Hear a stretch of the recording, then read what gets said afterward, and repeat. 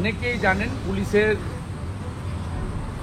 কর্তারা ওই পরিবারকে ভয় দেখিয়ে বা অনেক কিছু দেওয়ার বিনিময়ে যাতে প্রকৃত নিরপেক্ষ তদন্তকারী সংস্থাকে দিয়ে তদন্ত না হয় এবং আসল দোষীরা আড়াল করে তার একটা চেষ্টা হয়েছে।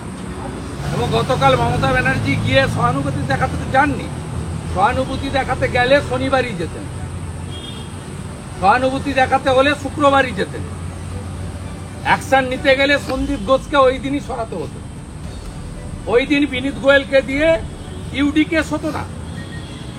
একটার পর একটা গরিত অপরাধ করেছে মমতা ব্যানার্জি, গতকাল গেছিলেন ম্যানেজ করতে।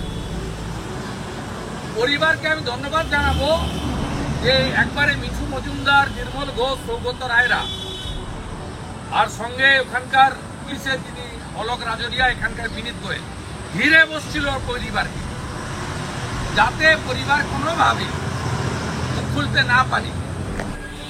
আর সিবিআইকেও আমি অনুরোধ করব এবং দাবি করব ইমিডিয়েট কেস নিয়ে এফআইআর করে তারা প্রেসকে জানিয়ে দিক, এফআইআর নম্বর দিয়ে যে তারা কেস নিয়ে নিয়েছে, যাতে আর কোনো এভিডেন্স বিনীত গোয়েল এবং প্রফেসর সন্দীপ ঘোষ এরা ডিস্ট্রয় করতে না পারে।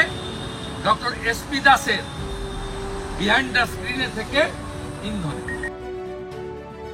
আপনারা শুনলেন রাজ্যের বিরোধী দলনেতা শুভেন্দু অধিকারী তিনি কি বললেন। একাধিক বিষয় তুলে ধরেছেন তিনি। শুভেন্দু অধিকারীর বক্তব্য, রাজ্যের মুখ্যমন্ত্রী মমতা বন্দ্যোপাধ্যায় যেদিন এই ঘটনা ঘটেছে তার পরের দিন বা সেই সময় মৃতার বাড়িতে যেতে পারতেন, আত্মীয়ের সঙ্গে দেখা করতে পারতেন।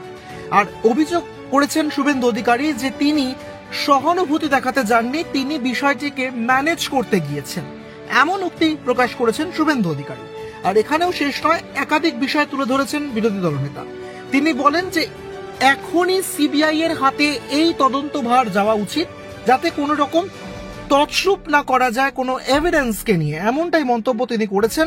এবং যে মুহূর্তে সিবিআই এই তদন্তভার গ্রহণ করবে ঠিক সেই সময় মামলার নম্বর এবং একই সঙ্গে সঙ্গে তারা যে গ্রহণ করেছেন সেই বিষয়টিও জনসমক্ষে আসা উচিত, যেন দ্রুত এই তদন্তর নিষ্পত্তি ঘটে।